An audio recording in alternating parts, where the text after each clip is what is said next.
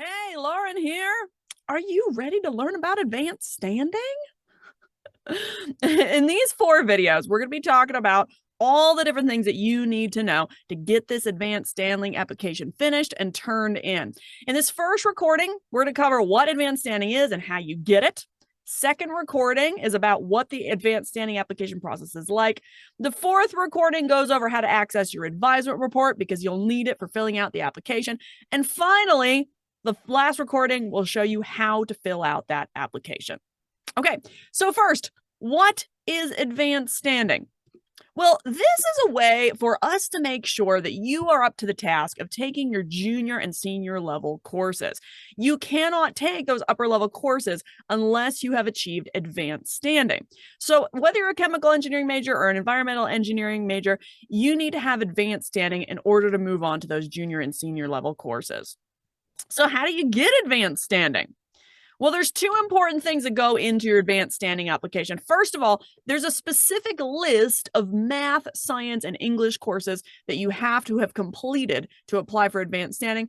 And second, when you apply for advanced standing, there's going to be a calculator that calculates your advanced standing GPA using just these specific courses. And that GPA needs to be 2.3 or higher in these courses.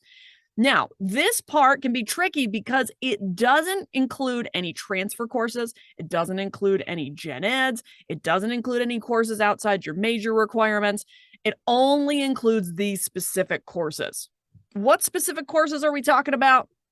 Well, that's what the next slide is for. So first of all, whether you're a chemical or engineering major, you are going to need to have these courses completed. English 101 and 102 are equivalent. These math courses, Math 122 AB or Math 125, Math 129, Math 223, Math 254. Then your physics courses, 141 and 241. And then for chemistry, you need 151, 152, 241A and 243A. And you need Chi 202 and Chi 205. Now, if you're a chemical engineering major, you also need these 3 courses, Chem 241B, Chi 201, and Chi 203. If you're an environmental engineering major, instead, you need Chi 270 and Chi 300. Now, there's an optional course that you could have done that you can include in your advanced standing application. That is Engineering 102. If you've got it, great. It's probably going to boost your advanced standing GPA.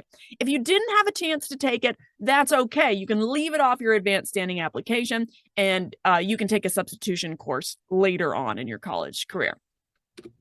So the only other exception besides the Engineering 102 exception is that you can have 2 temporary deficiencies to this list. Okay, so you're supposed to have all these courses done plus these courses, depending on whether you're a chemical engineering student or an environmental engineering student. But if you got 2 of them that you haven't completed yet, you can still apply for advanced standing.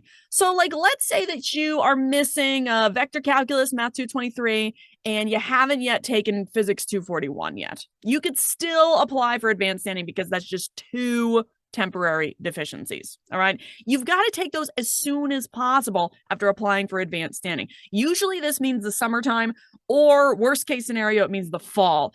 We do not recommend having deficiencies if you can help it, because a lot of kids don't like taking summer courses, and you don't want to be taking these courses in the fall if you can help it, because fall of your junior year can be one of your most challenging semesters.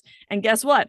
If you fail your deficiencies or you withdraw from those deficiencies, then you lose your advanced standing. So when at all possible, it's better to not take that risk.